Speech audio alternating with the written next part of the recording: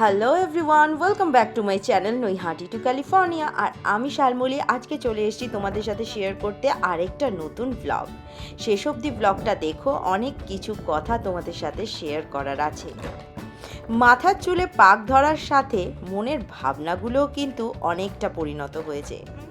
এই যেমন ধরো, এখন বুঝি যে স্বপ্ন দেখার অধিকার তো সকলেরই আছে, তবে কোন স্বপ্নটা বাস্তব রূপ নেবে আর কোনটা কল্পনা হয়ে থেকে যাবে সারা জীবন, এই বাস্তবটা এখন বুঝি।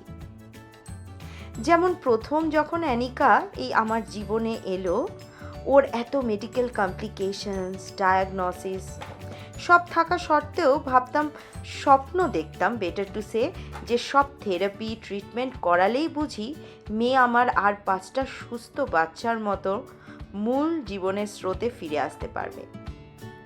এই বুঝি হাঁটবে, এই কালই হয়তো আমাকে মা বলে ডাকবে। কিন্তু এখন বুঝি যে আসলেই এই চাওয়াগুলো তো ছিল একান্ত আমার। তবে এখন যখন অ্যানিকাকে বোঝার চেষ্টা করি, বুঝি যে আসলেই ওর ভালো লাগা, ভালো থাকা, ওর ইচ্ছেগুলো বেশি জরুরি।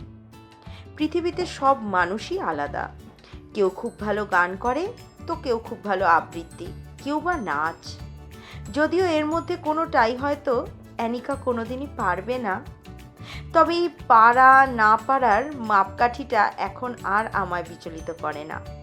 কারণ আজকের এই রুক্ষ স্বার্থপর সমাজে অ্যানিকার মতন মানুষই শেখায় যে ঘৃণা, ডিসক্রিমিনেশন এগুলোর জবাব ভালোবাসা দিয়ে ফেরাতে।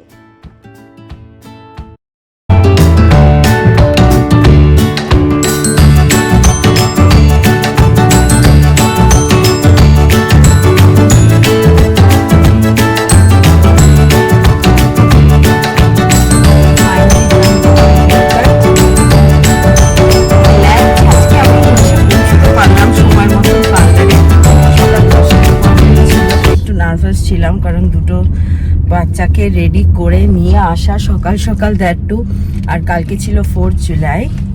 তো সব মিলিয়ে ভীষণ বিজি যাচ্ছে।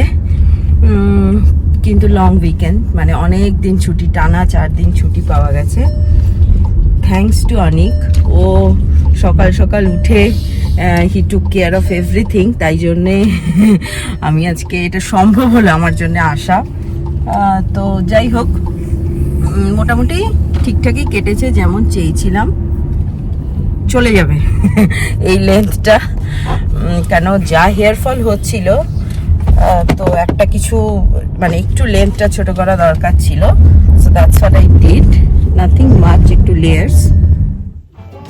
আজকে আমাদের বাড়িতে ক্লিনিং পর্ব চলছে, তাই আমরা সবাই উদ্বাস্তুর মতো মাটিতে জায়গা হয়েছে। হ্যাঁ, yes, you can take this off, take the feeding thing, yes. তাই আমরা এখন উদ্বাস্তুর মতন মাটিতে বসে আছি।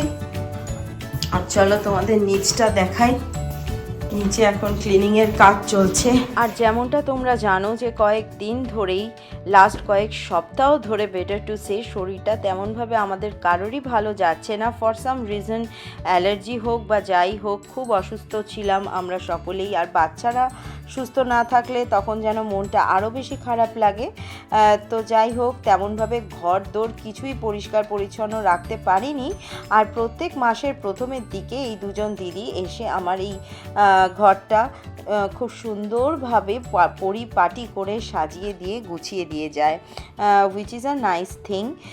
কারণ কি, এদেশে তো তেমনভাবে চাইলেই তুমি হাউস হেল্প পাবে না। তো এই সমস্ত সার্ভিসগুলো ভীষণভাবে আমাদের মতন পরিবারের প্রয়োজন। এখন বাজে ঘড়িতে সন্ধে 8:30। কেউ বিশ্বাস করবে না, কারণ দেখো চারিদিকে আলো। ডগি একটা, ইয়েস। আর আমরা পার্কে এখন ঘোরাঘুরি করছি আপাতত। আজকে আমি 2 ছানাকে নিয়ে এসেছি। সে হাই, সে হাই, ইয়েস। আর এত আলো চারিদিকে, ভাবলাম তোমাদের ক্যামেরাটা অন করে একটু দেখাই যে রাত 8:30, কিন্তু কেউ বলবে না, মনে হচ্ছে যেন বিকেল 6টা 6:30 একদম। কি করছো তুমি? মহাভারত পড়ছো? কি বুঝলে পড়ে বইটা? কে বুঝ এটা সবসময় রাম লক্ষণ। রাম লক্ষণ। এই ঠাকুরকে ততনো খাবার ফুড নষ্ট করতে নেই, তাহলে ঠাকুর রেগে যায়। ঠাকুর রেগে যায় খুব? আচ্ছা আচ্ছা। আর কিছু মনে হয়নি তো? না, আর এই যে তুমি যে সকাল বিকেল ওই বাটুল দি গ্রেট দেখো, বাটুল দি গ্রেটটা কেন দেখো, কি শেখো ওখান থেকে? ওইখান যে যে সবাই ভালো, যে অনেক শান্ত, যে অনেক রন,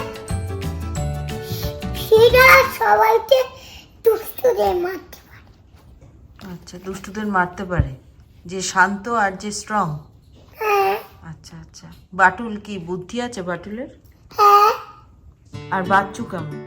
আর শুনলে তো এই সমস্ত কাল্পনিক গল্প অ্যানিশার মুখে আমরা শুনি এই রাত্রির বেলাটা ও যখন বই নিয়ে বসে আর আমাদেরকে সেই বই পড়ে তার মানে বোঝায়। চলো আজ তবে চলি, আবার দেখা হবে আরেক দিন নতুন একটা ভ্লগ নিয়ে। আর তোমরা যারা আমার চ্যানেলকে দেখছো এখনও সাবস্ক্রাইব করোনি, please do like, comment, share and subscribe my channel.